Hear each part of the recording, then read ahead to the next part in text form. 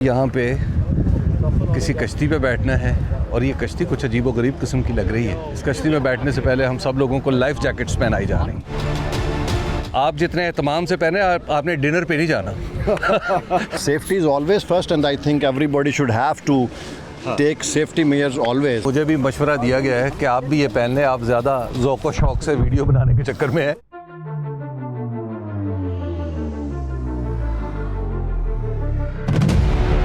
आपने भी जैकेट पहन ली है? बिल्कुल बिल्कुल, हम कॉम का बहुत एक्सपेंसिव सासा है। ये स्पीड बोट्स हैं, एक ये बोट है और ये बोट्स हैं जिनमें से एक में हम बैठेंगे और हम सब ने पहन ली है लाइफ जैकेट। है तो ये क्रीक, यानी ज़्यादा गहरा समंदर नहीं है। क्रीक के अंदर छोटी छोटी नहरें होती हैं जो दरअसल समंदर से ही निकलती हैं। जब समंदर का पानी चढ़ता है तो वो नहरें भर जाती हैं और फिर जब उतरता है तो उसके बाद वो नहर की गहराई भी कम हो जाती है और बाज़ों का तो वो बिल्कुल खुश्क हो जाती है। इस बोट में तो बैठने की जगह ही नहीं है, ऐसा लगता है हम किसी गरीब सी बोट पे बैठे हैं और ये लोग जो हैं वो किसी अमीरों वाली बोट पे बैठे हैं। ये अभी दुआ हो रही है सफ़र की।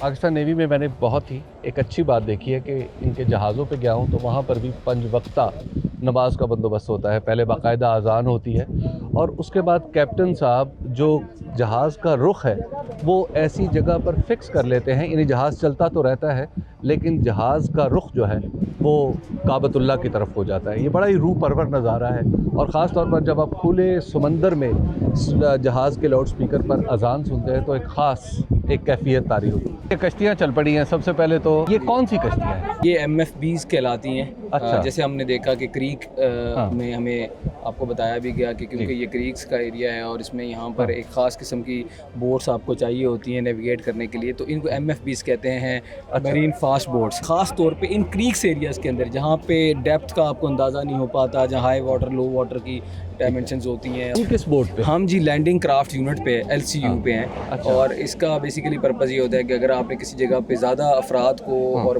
मताओ को पहुँचाना है और यहाँ पे आपने लॉजिस्टिक्स को बेसिकली पहुँचाना है तो वहाँ पे फिर हम ये लैंडिंग क्राफ्ट यूनिट को इस्तेमाल। ये छोटी सी सीढ़ियाँ हैं जो डेक तक जाती हैं। यहाँ पर चढ़ के देखते हैं कि क्या है।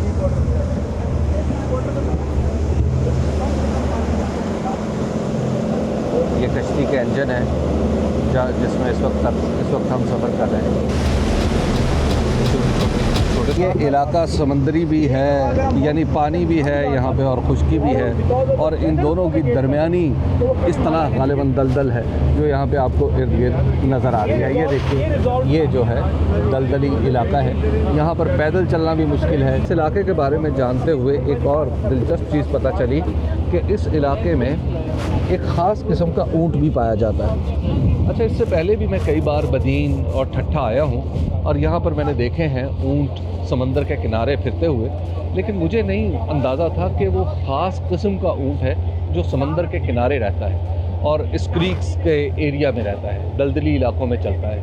वो ऊँट किसी और इलाके में नहीं पाया जाता, उसे कहा जाता है सी कैमल और वो एक से दूसरी जगह जाने के लिए बाजू का तैरता भी है।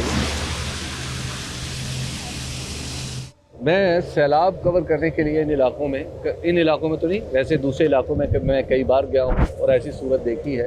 कभी दलदली भी देखी और कभी ऐसा भी देखा कि वहाँ पे हर तरफ पानी पानी है। लेकिन ये कैफियत, ये खूबसूरती, ये कोई सैलाबी कैफियत नहीं है, ये एक फितरी कैफियत है। शायद पाकिस्तान के ये उन चंद इलाकों में से एक है जिसे अब तक इंसान ने तब्दील करने की कोशिश नहीं की और शायद यही इसके हुस्न की वजह है।